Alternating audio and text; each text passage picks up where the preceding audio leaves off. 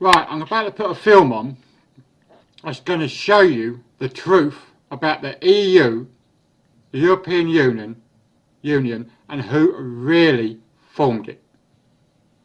Germany had 2 wars against Europe and lost both. That's why they came up with a plan for the EU, the European Union, so they could control the East, create a super state with one flag, one army, one currency, and they would rule the lot. They would tell the rest of Europe what they do, what they can do, what laws they have, and all the rest of it. Watch this documentary and you will be shocked what you find out. And you'll know why all these politicians that are trying to block the Brexit want to keep us in it and won't tell us the truth why. This is the truth I'm about to show you.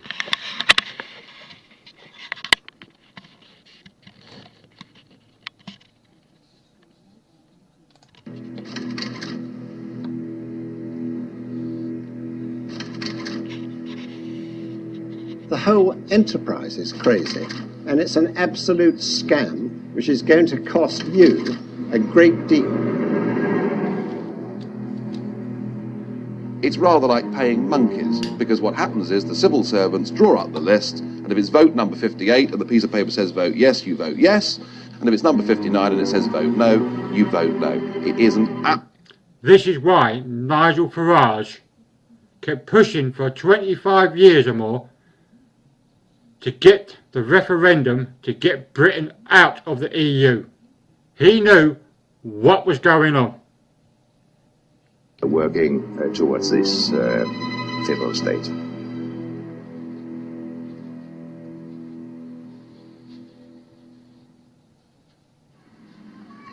This is the village of Goudhurst. It's been said that if Kent is the Garden of England, then Goudhurst is the Garden of Kent. The English way of life has gone on here for centuries. But is all that about to become a thing of the past? In 1996, chairman of the British Referendum Party, Sir James Goldsmith, circulated copies of a short film documentary to millions of households across the country. Frustrated by the lack of mainstream press coverage over what he saw as the dismantling of British sovereignty and independence by colluding politicians, Sir James's wake-up call to the people of Great Britain was stark and shocked many. What you're about to hear will both surprise and outrage you. It's the true story of Europe. It's the story the politicians don't want you to hear, because it shows how they've deceived us and betrayed our nation. Only in 1994 did Chancellor Kohl's foreign policy spokesman, speaking on behalf of the ruling party of Europe's dominant nation, Germany, clearly reveal the true plan. The plan is to create a federal European superstate. Into it will be merged up to 25 ancient European nations, including our own. This new country, called Europe, will have one parliament, one government, one court of justice, one currency, one flag, and one anthem. That has been the plan all along. But those who favoured it knew the people of Europe would never accept it. They would never willingly surrender their freedoms to become just a province in a vast European superstate. So what did the politicians do? They conspired to keep the truth from the people. So what is the truth behind the European Union? Is it, as our politicians keep telling us, Britain's best hope for the future? A chance to regain some of that lost prestige on the world stage by being at the centre of Europe? Today in Britain, all 3 major political parties miraculously appear to agree at least on one thing. They believe in the destruction of Great Britain as an independent nation.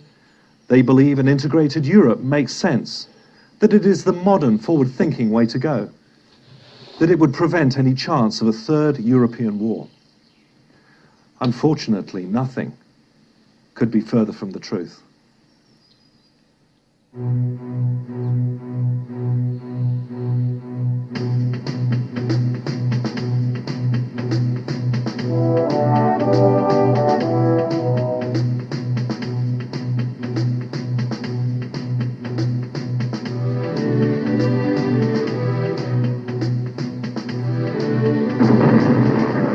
to unite Europe grew understandably out of the devastation left behind after two catastrophic world wars.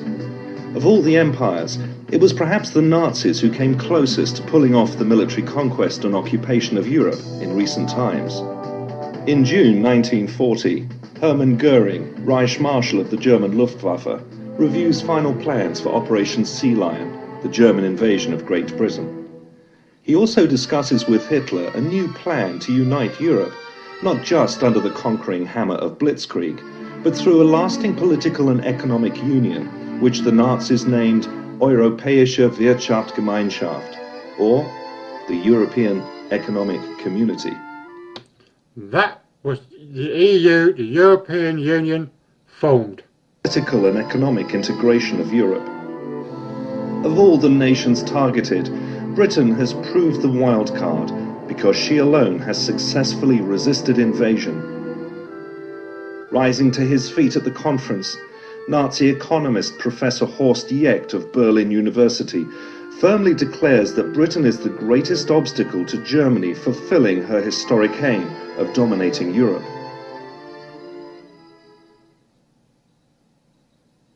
Winston Churchill also believed Britain had an incompatible destiny with that of the continent. Referring to the United Kingdom's reliance on her overseas trade, Churchill stated, "If Britain must choose between Europe and the open sea, we will choose the sea." Both Churchill and Jecht were independently remarking on the same phenomenon Napoleon had noticed 150 years before, that Great Britain was a global trading power, and the nations of Europe weren't. According to the Nazis, Great Britain's awesome maritime capability was beggaring Europe because it was drawing trade away from the continent. If Britain could be conquered militarily or economically, broken up once and for all as a significant economic and political entity, the spoils of all her trade and wealth would go to whoever ran the new European empire. Few in Berlin were in any doubt about who would do the running. But the tide of war turned against Germany.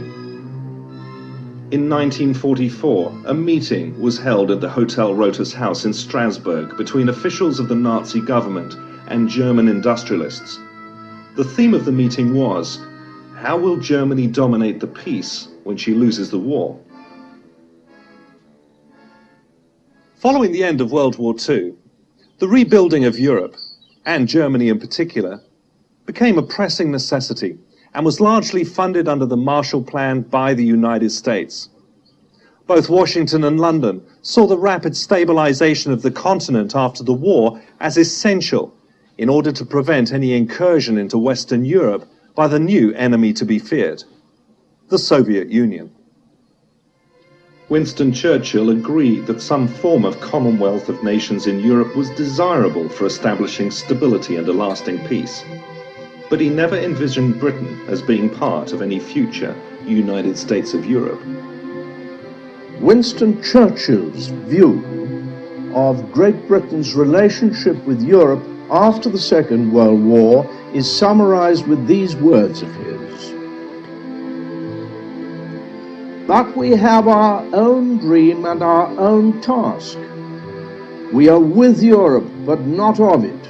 We are linked, but not comprised. We are interested and associated, but not absorbed. The Allied answer to military stability in Europe was to be the North Atlantic Treaty Organization, or NATO, which came into existence in 1949 as a permanent defense alliance for Europe. The European Union officially began life as the European Coal and Steel Community in 1951, a modest industrial cooperation between France, Germany, Italy, Belgium, Luxembourg and Holland. 6 years later, in 1957, the Treaty of Rome was signed by the 6 participating coal and steel community nations. Declaring its goal as the ever closer union of the peoples of Europe, the Treaty of Rome went far beyond launching just a common market. It established the fledgling apparatus for an idealistic new superpower. This new entity was given an existing and unsettlingly familiar name: the European Economic Community. In 1963, Charles de Gaulle and Konrad Adenauer signed the Treaty of Elysee, signifying the symbolic burying of the hatchet between France and Germany. This was the start of a dynamic new dual leadership role in Europe for the two countries. De Gaulle later resigned, and within a year was dead. Britain was invited to submit yet another application to join the EEC. This time, Edward Heath, now as Britain's Conservative Prime Minister, signed the Treaty of Rome and took Britain into the common market on New Year's Day, 1973. Responding to deep concerns within his own country that joining the EEC would compromise Britain's national sovereignty and independence, Heath sought to reassure the British people in a government white paper. He wrote, "There is no question of Britain losing essential national sovereignty." The master plan, of course, was well known to Edward Heath, Lord Hailsham, and their colleagues in Brussels. It was the eventual creation of a new European superstate out of 25 existing nations in Europe and Scandinavia, and Britain was going to be part of it. From 1973 onwards, the slow but consistent transfer of power from Westminster to Brussels through successive treaties our own politicians signed became known as the acquis communautaire. It was nicknamed the ratchet, for once powers had been given to Brussels by the member state, they could never be returned. Initially, I thought, like everybody else, that we had joined a common market, and what could be nicer and more friendly and sensible and economically wise to do. But since then, in 1975, when we had the vote to remain in that, so we were told, it's become one or two things further than just a common market. It then became, a few years later, a European Economic Community, then a European Community. It's now the European Union, with all sorts of controls and restrictions, regulations, and we're fast approaching, via this new constitution, something that the French have already named potentially a United States of Europe. And I'm not at all sure that that's what I and many others voted to join back in 1975. Say in 75 we signed up for a social trade agreement, and it's the people who've let the governments, successive governments, gradually vote away our democratic rights. This government has no right to sign us up to the Constitution without the will of the people, but we need the will of the people to stop it. It's no use coming down in 5 years' time, we've signed up to it, we can't get out of it, and the people say, well, we don't want it. It's up to the people of the day to say no.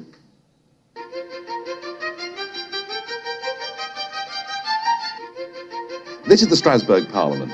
It was built in 1999 at a cost of £300 million. It is open for only 4 days every month. What happens at the end of that 4 days is we load our offices into tin boxes, and then lorries arrive downstairs and drive the whole lot nearly 300 miles up to Brussels, where the boxes are unpacked for the next 3 weeks when we're supposed to be there, and then it's all brought back again. This whole process of shifting the administration and the staff from one home to another is costing the European taxpayer over €100 million a year. It is the biggest scam in human history. We're not talking about billions of pounds, we're talking about trillions of pounds.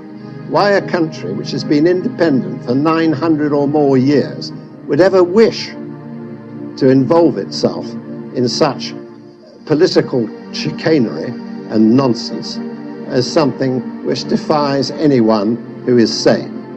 And only now have we got just about 14 or 15 months before they rivet on us a pan-European constitution which would be superior to our own splendid constitution, one which is the pride of the world and pioneered the way for sensible living. And here we are giving it all away. The political aim is to develop the framework for a real European Union constitution, and in my opinion this means building up European federal state. In black and white, the draft constitution wording confirms Brussels will exercise competence and primacy over member states' own laws. For the British, this will mean being stripped of any remaining independence, losing control over our foreign policy and armed forces, the handing over of our legal system and law enforcement to the European Union, the scrapping of the pound sterling to be replaced by the euro, the handing over of our remaining currency and gold reserves to the European Central Bank, and the total regulation of British domestic and international trade by the European Union. Coincidentally or otherwise, the European goal of dominating Britain, unfinished business going back centuries, will have been accomplished.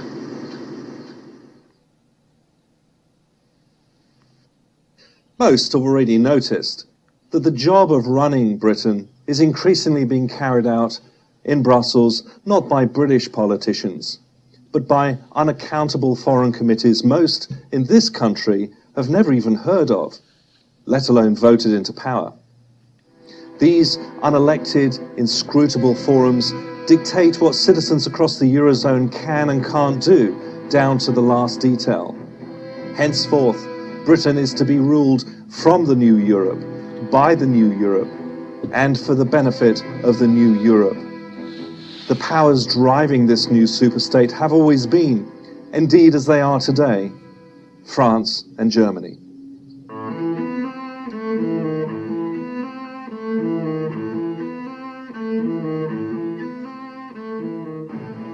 Lindsay Jenkins worked as a senior civil servant in the British Ministry of Defence for almost 10 years and spent a further 10 working for British and American investment banks in the City of London. She is the author of 2 books exposing the origins of European federalism and the emergence of the European Union. Today, over 80%, that is 80%, of everything that goes through the House of Commons and the House of Lords merely rubber stamps Brussels. And there is an awful lot of it. We have recently celebrated, if that is the right word, our 40,000th directive from Brussels. And having attacked central government, now Brussels is attacking our local government structure. So we have lost, just to recap, in the following areas. We have lost 100% of our control, or near enough, over the environment, the British scenery, countryside, everything that comprises environment, including health and safety regulations, absolutely everything. We have lost near enough 100% control over our fishing. We have lost 100% control over our farming. And we have lost 100% control over our trade policy. And that last is of particular significance when you consider that Britain is the 4th largest economy in the world, and we do more trade per head of population than any other country in the world by far.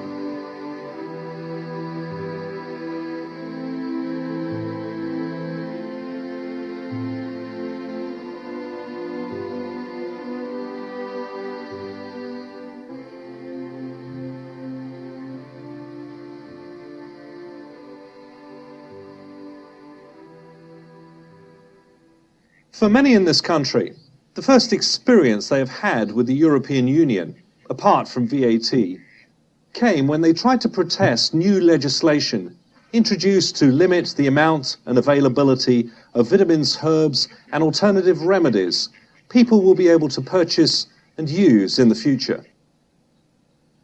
The UK has always enjoyed a very open market. Products have been allowed on the market if they're safe, period. There's not been any restrictions on the dosage or the type of product so long as it's safe and poses no risk to public health. The European Directive on Food Supplements changes that completely, and we're going to lose over 300 different nutrient forms. On top of that, there's going to be dosage restrictions, so the 1,000 milligram vitamin C tablet that we've been selling for 40, 50 years, that also will become illegal. So the safe and effective products that we've been used to in this country for decades are going to be illegal for no other reason than Europe wants to harmonise legislation. We are one of 3 countries with an open market in food supplements. We're going to lose our products by the 1st of August 2005. I'm Dr. Paul Lehman. I work in a clinic using natural therapies to treat people, and I regard any restriction of vitamin and mineral production and availability as being very serious and can damage people. We use huge numbers of supplements for our patients that we feel very definitely need it, and they respond very well with them. Most people in Britain today believe that the European Parliament works in a similar way to Westminster. So many thousands of British citizens have written to their MPs and MEPs protesting these and other directives. But do MEPs actually have the power to change the food supplements and herbal directives, or indeed anything? So what are MEPs for? Well, I'll tell you. MEPs are here to vote, and to vote often and to vote regularly. Sometimes we vote up to 450 times in the space of 80 minutes. Now, I have to confess, hands up, I don't know what's going on half the time. I haven't even read all of the documents, so massive are they. Now, it could be that my fellow MEPs down there are all Albert Einsteins and all absolutely understand what's going on. But I suspect that's not the case. In fact, it's rather like paying monkeys, because what happens is the civil servants draw up the list, and if it's vote number 58 and the piece of paper says vote yes, you vote yes, and if it's number 59 and it says vote no, you vote no. It is an absolute farce. It is a complete sham masquerading as democracy. In 15 minutes' time, we have to go down to the European Parliament and to fulfil our function as members of the European Parliament, which means we have to vote. So what we're about to do now is, with our assistants, who've done a massive amount of reading and work behind the scenes, they are effectively going to tell us what to do.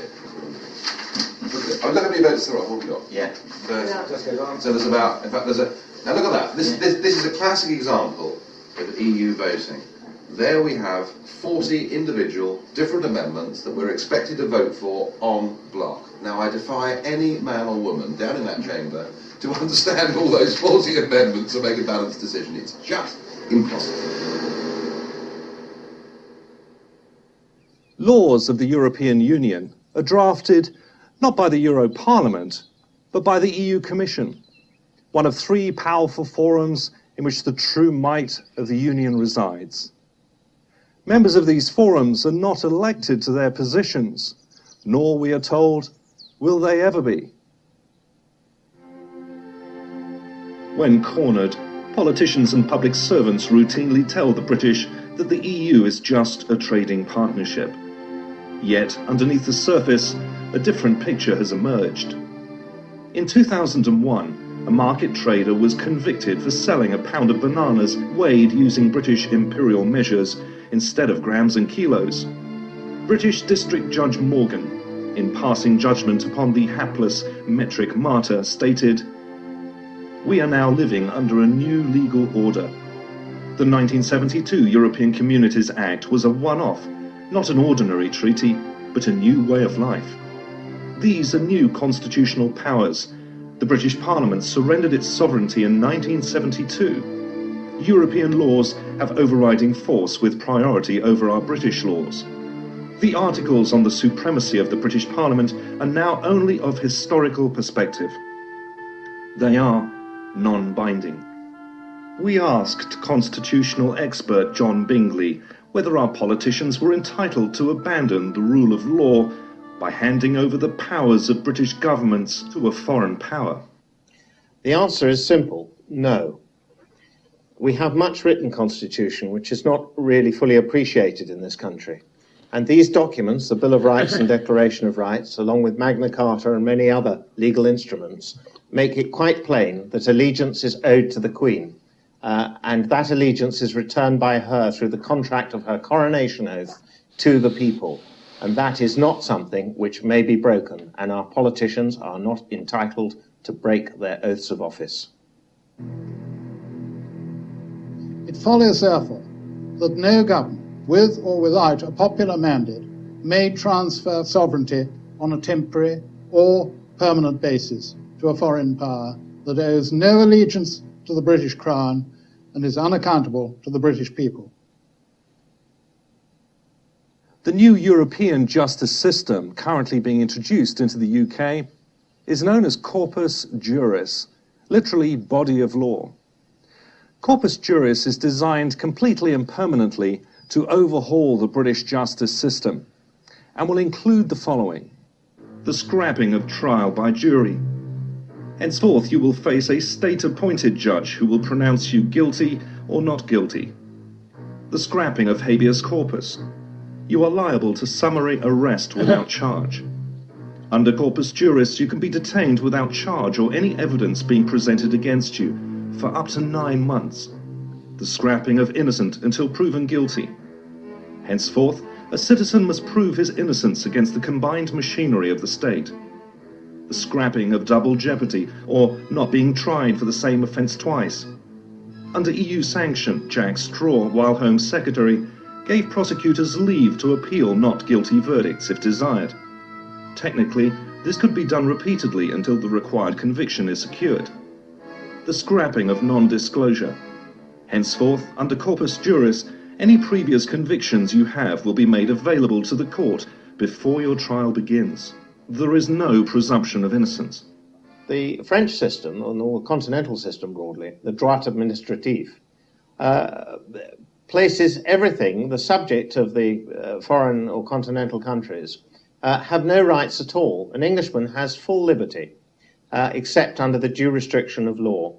Under the droit administratif, you have no rights except those that are allowed to you by the state. This fundamental difference is very important because it's now leading, with the takeover of the EU situation, we are now leading to a state whereby we too will come under the droit administratif. And this will stop us having a right to trial by jury. And that in itself is a backdoor to a dictatorial arrangement. The officials themselves, we learn, and we only learn it step by step, have total immunity from everything. That is, from the criminal law throughout the member states. They seem to have extraordinary powers, but as I say, nobody knows quite what. Then, gradually, incrementally, they acquire extra powers. They acquire powers to look at terrorism. What they are precisely, we're not quite sure. They also have powers to look at fraud. What they are, we're not quite sure. For centuries, it has been the British citizen's most basic right to vote in 100% of the members of Parliament who govern their country, or alternatively, vote them all out and sack them if they don't perform. For instance, the basic principle that one Westminster Parliament can always change what the past Parliament did. That's the core of democracy, that you can elect a new Parliament and then you can have a new law. This core doesn't exist in the EU, and it doesn't exist with the constitution we are building now. As more and more EU-sanctioned taxation hits the British taxpayer, from local council tax increases to higher national insurance levies, how many even appreciate the true price of what European Union membership has actually cost Britain? People don't realise that the cost to Britain is £1.3 million per hour, every day, every year. And the way that figure will go is upwards, not downwards. We every year give them a nice big fat Christmas cake, costing billions of pounds, and they decide how many crumbs they're going to give us back. They don't flannel me, but unfortunately are flanneling a lot of people in this country. The Europeans have far higher levels of taxation. There'll be VAT, can you believe it, on food. There'll be VAT on house purchase. There'll be VAT on public transport. There'll be VAT on children's clothing.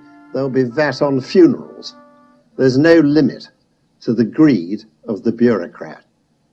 And the other point, of course, is the sheer financial point, that this place is thick with institutional corruption. You could now buy a cheap airline ticket to come to Strasbourg for about £45 return. When you get here, you're reimbursed nearly £800 for the cost of that flight. Now, this has been going on for the last 20 years, and of course what's happened is that our members of the European Parliament simply haven't been talking about it. The system is fraudulent, it's rotten to the core. The EU's pilfering of airline expenses and the extravagant waste of taxpayers' money on schmoozing and boozing MEPs into compliance is, of course, serious enough. But there's a lot more. There's the endemic corruption that has existed at the heart of the Union from the outset. The whole thing is corrupt to the core. The scale of the corruption, the figure given in the House of Lords Committee was that it was £6,000 million worth of corruption in a single year. Their accounts haven't been signed off for the last 8 years. Why would anyone wish to be governed by something which is utterly corrupt? It is beyond belief. And I think, quite honestly, all these MEPs in Brussels, we are going to have an awful job trying to break this down simply because they're on a cushy little number. And that has always been the problem with not only the MEPs, but our own government. They're too busy feathering their own nest. In 1998, a man called Paul van Buitenen, who worked in the European Commission, decided that fraud, waste, mismanagement, corruption and nepotism had become so bad that no longer could he hold his peace, and he went public and became the first whistleblower. It turned out that, in fact, all of his claims were right, and the entire European Commission were forced to resign in disgrace. The president of that commission, Jacques Santer, is now here as a member of the European Parliament for Luxembourg. And Commissioner Kinnock, who was one of the 20 that had to resign, is now a vice president of the European Union and has been put in charge of sorting out fraud. Well, how well has he done? Well, there's now another whistleblower. Her name's Marta Andreasen. She went to Commissioner Kinnock. She said, look, I'm sorry, Commissioner Kinnock, but I cannot sign off these accounts. You're using a cash-based system. You're not using double-entry bookkeeping, which incidentally was invented in the late 14th century. She said, I cannot sign off these accounts as being a true and accurate record of the EU's finances, and for her trouble, she's been suspended pending an investigation. Everybody talks about reforming fraud within the European Union. I think this whole system is so rotten that it's now unreformable. It means that you will be ruled for the first time by people you cannot sack. Why would anyone want to do that voluntarily? It's the politicians of all three major parties who are all hell-bent on ever closer union. Ever closer union, in fact, means ever closer strangulation.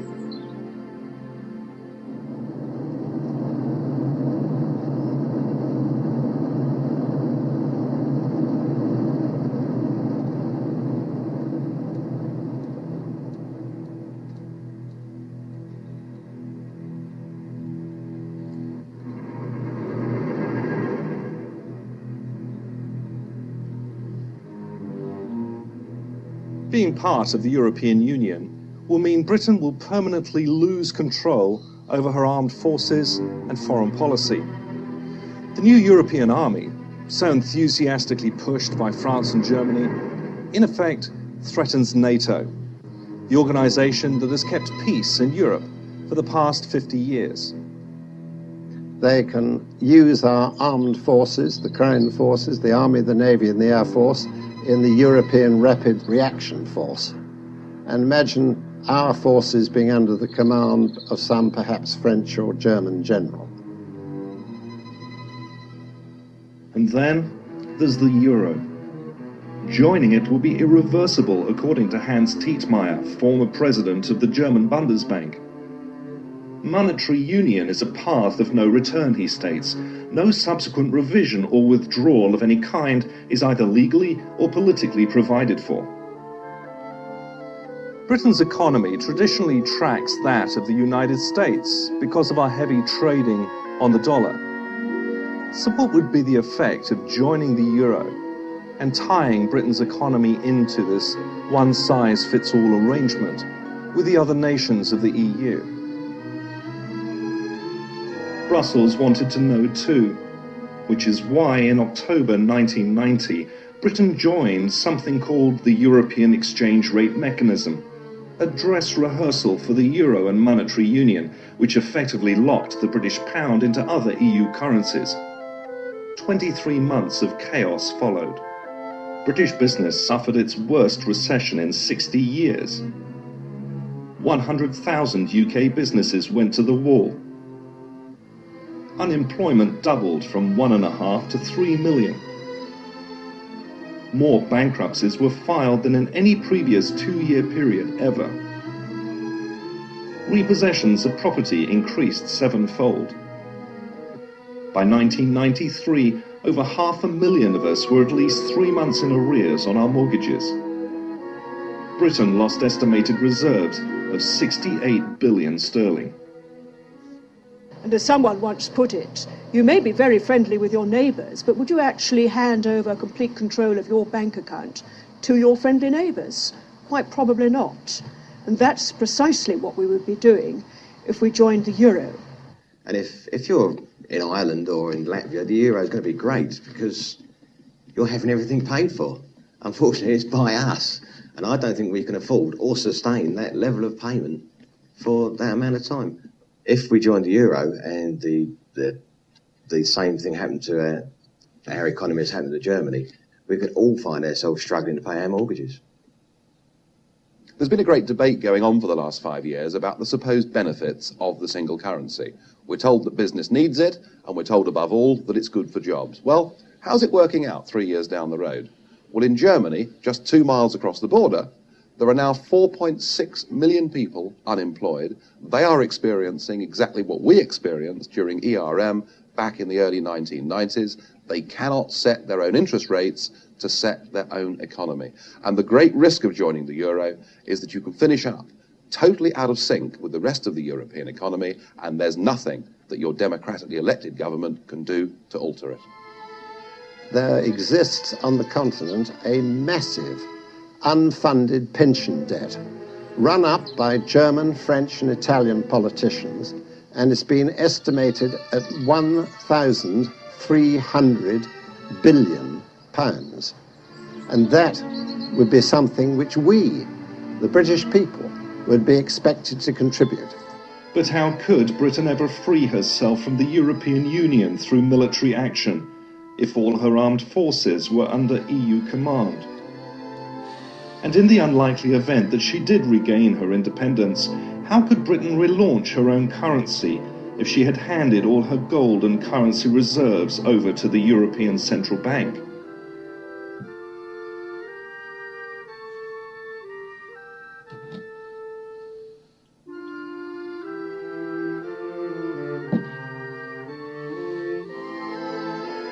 And the question that you can ask our ministers is, how is it that they have sworn oaths of office that say that they will defend all jurisdictions and authorities belonging to Her Majesty against all foreign powers, and then they give away those powers of governance, or are purporting to give away those powers of governance, to those that owe no allegiance to this crown?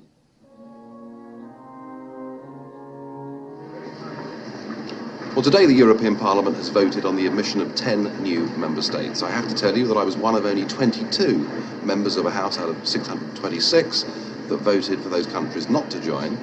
I did so not just because it would save the British taxpayer a great deal of money if they didn't join. I did it for their sakes because most of these countries have just left a system of centralised, undemocratic communist government based in Soviet Russia, and I fear they're about to re-enter a very similar system. But I must say this to you, that not everything about this European project is bad news, because the really good news is there's something we can do about it.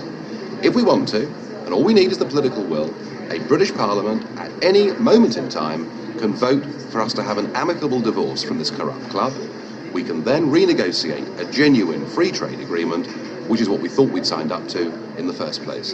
And even here, commissioners like Kinnock and Patton and luminaries such as Giscard d'Estaing say that if Britain doesn't want to be part of this full political union at which they're attempting, we can, if we want, get out of it and renegotiate a free trade deal. We don't need to be in the EU to trade with the EU. That idea is anachronistic and dates back to the 1950s and 60s. So it really is up to us. But we have to do something about it. We have to vote for people who will not allow this continual surrender of our sovereignty to continue.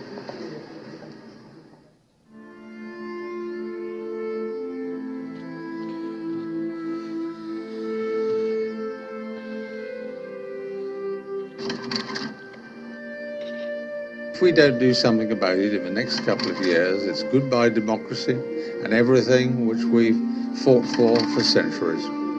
Time is running out. I think Britain joining the EU contradicts the British Constitution and the common law. The Magna Carta, the Declaration of Rights, and the Bill of Rights and the monarchy are undermined, and I see the danger of British people losing their rights and liberties by joining the EU.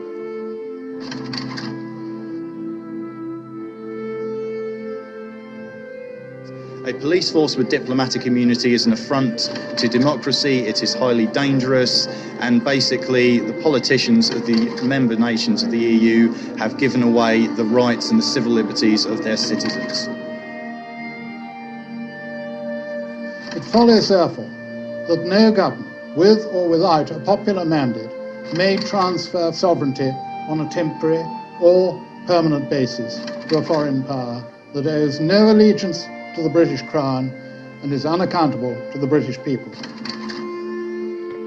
So I say, if you want to turn your democracy into a European federation without the British having any definite say on your own laws, then you make a historical mistake.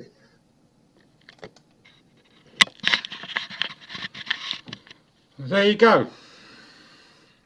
That's the truth about the European Union, the EU, how it was formed by the Germans, because they lost the war, so they decided to beat us by doing that. So make sure you have a think about the video. We've just had the Brexit. We've got to make sure that our government keeps their word and respects the people's wishes and pulls us out of the EU, the European Union. If you just watched the video, you know how they were created, you know who created them, you know what it's all about. And you've got Tony Blair, Scottish First Minister, Wales threatening independence, just like the Scottish, to put us right back into that. You've just watched that video, so if you want us to be part of that, you've got to be absolutely frigging bonkers. We're going to have no laws that we've made, we're going to have no rights in our own courts, we're going to lose our currency, people are going to lose their mortgages and everything else, we're going to lose our homes, we're going to lose our jobs. This country is going to be so poor, it's going to be beyond the joke. You won't be able to afford to go down the road to buy yourself a freaking ham sandwich. So there you go. It's not a free trade, like about free trade and all the rest of it, and global trade. It's about taking over control of your country. Taking your country's control away from your politicians and away from your parliament. That's what it's all about.